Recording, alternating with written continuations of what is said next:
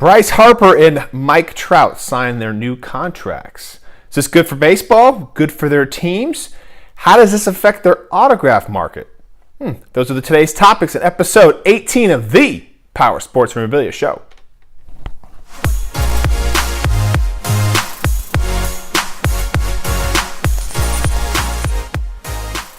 All right, welcome back to episode 18 of the Power Sports Memorabilia Show. I am your host, Matt Powers. Thank you again for joining me. Boy, I love doing these shows for you guys. I hope you guys are enjoying them and getting a lot of good information out of them. A big week, or last 7 days, I guess, for Major League Baseball. A couple huge contracts given out there. Of course, it's Manny Machado and Bryce Harper and Mike Trout. But we're just going to talk about two of those contracts today and kind of, is it good for baseball, good for their teams? And, of course, the main thing is how does it affect their autograph market? So Harper and Trout are kind of two of the more popular autographs, so that's why we're going to focus on those two today. But it looks like Harper is signed a new 13-year, $330 million contract. Woo! And Trout is, I guess reportedly, he's probably going to sign this a 12-year, $430 million deal. Wow. I mean, I wonder if I'm going to be alive to see that first billion-dollar contract, you know. I mean, what is it, probably maybe 20 years down the road? Maybe, I don't know, 40? I don't know. We'll see what's going on with this thing. But let's start off with this. Are these contracts good for baseball? And, you know, I hear contrasting arguments on this all the time. And I think personally that the more the players are getting paid, I think it is always good for baseball. And here's why. It shows that the game is healthy, and it shows that fans are coming to the game. Because obviously the teams wouldn't be giving out these contracts if they couldn't afford these contracts. So, you know, I think it just shows that the game is really, really healthy and that it's moving in a really good direction. Yeah, some guys aren't going to be able to get paid as much. It's maybe going to raise ticket prices and other prices too. But, you know what, I think that's okay. You know, I think you're going to find a threshold that people are willing to pay. And you know what, if you talk to Angels fans, you know, are they probably willing to pay a little more to keep Mike Trout? I think most Angel fans would probably say yes. So, you know, I don't know if prices are going to go up for the Angels. I'm just kind of, you know, taking a guess there or whatnot. But, you know, that's definitely, they definitely want Mike Trout there. I mean, the guy's going to be an Angel for life. You talk to Phillies fans too, you know. Phillies fans, they definitely wanted Mike Trout. He's from that area. But, hey, Bryce Harper is a close second in their minds. And you know what? Hey, if they got to pay a little more at the pump to get a quality guy, and you know Philly fans are always going for the win. You know, like that's what they want. That's what Philly fan wants. Like, let's go all in every single year, you know? And, you know, that's what this contract says to their fans. Hey, listen, we're in this for the big time, you know? I mean, Harper's 26, Trout's 27, so they're right in the peak of their careers. So, I don't know. We'll see how this goes. You know, is it good for the teams? And, you know, here's where I may differentiate from some other people is I would personally say no. And let me just start off by saying that I am really conservative by nature as far as, you know, definitely finances. You know, I am one that is, I don't like spending money that I don't need to spend money on. So this is the perspective that I'm coming with on these contracts. Okay, now if I were the owners of these teams, I would be really, really scared to lock down a player with guaranteed contracts for 12, 13 years, okay? That is just, you know, a lot of things can change in those 12 years, you know? Think about how much your life has changed in 12 years, you know? How much your health has changed, your interests have changed, you know? Your family has changed, you know? I mean, all that stuff factors into, you know, how well these guys are playing, you know? How healthy are they, you know? You look at Harper, man, it seems like the guy is always hurt at some point. Yeah, he had an MVP type year, MVP 1 year. He actually didn't win the award, but was that 2015, I think? Guy can play. There's no doubt he's a talent, you know, but I'm just always scared about locking down guys like that because if something bad happens, man, you've got guaranteed money going to these guys regardless of what happens, you know. Yes, they have insurance on these contracts and stuff like that, but you've got a crap ton of money going to these guys. Trout's a little bit, you know, safer of a bet. Obviously, the guy's won, you know, 2 MVPs, and he's finished, you know, second 4 times. So obviously, a lot more consistent player there. But again, a lot can happen. You know, and the Angels, look at them. They've given big contracts to Pujols and to God, who else did they give a contract to? Josh Hamilton, and those didn't go out so well. So I don't know. I actually ran a little Instagram poll here asking if you would rather have 4 Alex Bregmans, because Bregman just signed a $100 million contract, or 1 Mike Trout. Okay, and I know it's not really an apples to apples, question there. Okay, good quality $100 million players don't come on the market every single type of year, especially 4. So it's not a great apples to apples argument there. But I personally would rather have 4 Alex Bregman type players. Guys that are maybe talented enough, but you don't have to pay them the $300 to $400 million contracts there.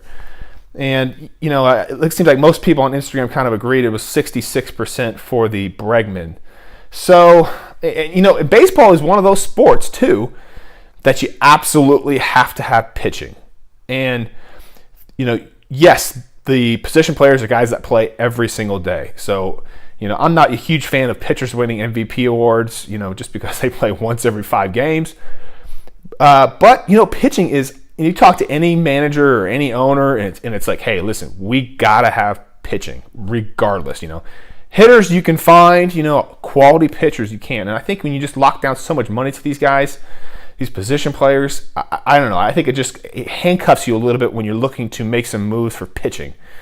So that's just my deal. Hey, I was a pitcher in college. So I'm always, partial to them, I guess. But that's the reasoning behind it is that, pitching is the way to go with baseball. You can win sometimes without quality hitting, super quality hitting, but you got to have that pitching. So let's get to the more important question is how does this affect their autograph market?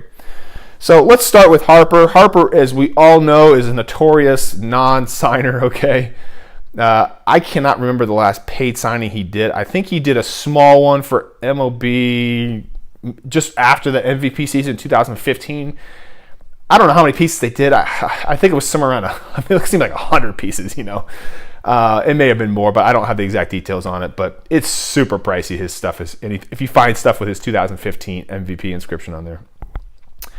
But the guy just doesn't want to sign for whatever reason. I mean, I remember looking at he had a deal with Onyx back in the day when he was in the minors, and it was like $45-$50 a ball. Imagine if you had like 200 of those today. I mean, Philly fan would go nuts for those.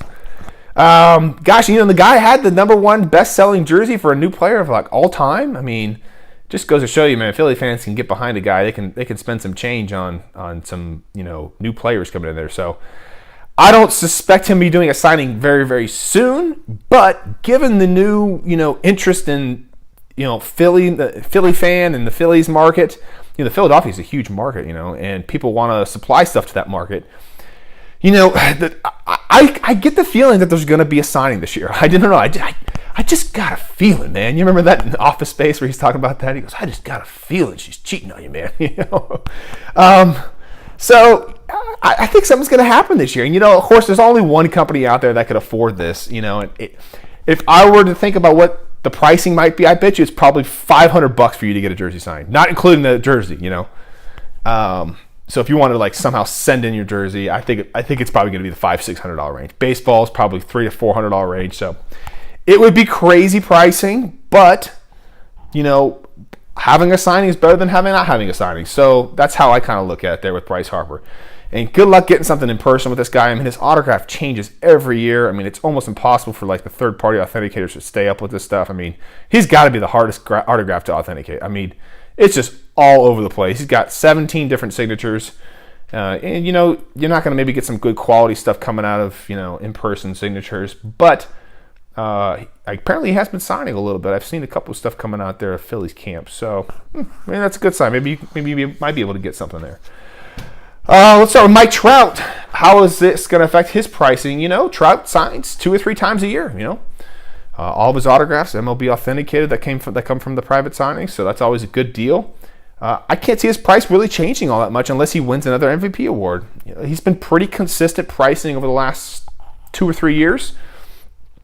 Angel stuff definitely took a big, I don't want to say a big jump, but it held its value because people were kind of concerned that he was going to switch teams, and nobody wants Bryce Harper national stuff now, so the Trout Angel stuff would have been obviously devalued if he would have changed teams. But hey, that stuff's held value. I mean, I've actually been selling framed autographed jerseys of his for $7.99. I mean, a good deal, but they don't sell super fast, but they've been moving the last couple days. So definitely people are excited that he's staying with the Angels. So the chances of him leaving the Angels in the next decade are probably next to nil, right? I mean, the guy's the best player in baseball, arguably. And I can't see him leaving that team in the next decade or so. And he's going to be a Hall of Famer with the Angels, most likely. Harper, time will tell with him what team he's going to go in the Hall of Fame on, if that's the way his career goes. But, Trout, Hall of Fame Angels player. I mean, autographed jersey his, that's a safe bet right there. So who would be the best one to invest in? I just touched on it. Trout all the way. If you're looking to pick up autographs on either one of them, go with Trout. Much more of a consistent signer. He's got better stats, better inscriptions you can do, more accessibility. That is the big one. So, hey, if you want to go to the ballpark and try to get his autograph, man, Trout's most likely, you got a good chance of getting him. He's arguably the best signer in person at the games and spring training games and whatnot. So, if you want to bring your kids there and try to get a Trout autograph, hey, you might have a decent chance of getting in there. But, hey, if you want to go the paid private signing route, hey, he signs a couple times a year, and they're all MLB authenticated autographs. So if you want something specific done, Trout's your way to go. And plus, there's just so many different options out there you can get with him. You get bats, baseballs, photos, anything you want with him. Harper, you're probably going to be a little limited, probably stick him mainly with baseballs. So just something to think about if you're looking to pick up your next Harper or Trout autograph. And plus, Trout is more affordable. Baseballs are, $350 on him? Harper, $450 depending on the authentication that it comes with. But again, if he does that paid signing, you're looking at probably $400 plus, I would think, on MLB baseball. It's probably $500 retail value. Oh man, just awful. But you know what? Philly fans would pick that up. I'm almost positive on that. So those are today's topics on episode 18 of the Power Sports Memorabilia Show. Hopefully you guys got some good stuff out of there. I appreciate you guys joining me again. I always enjoy doing these, man. I think about these all week long as far as topics to do, and I just get so excited about doing stuff like this, man. This is honestly one of the highlights of my week. So appreciate you guys joining me. Please hit that subscribe button wherever you are watching, listening, and if you get a chance, hey, visit the website, powersportsmemorabilia.com.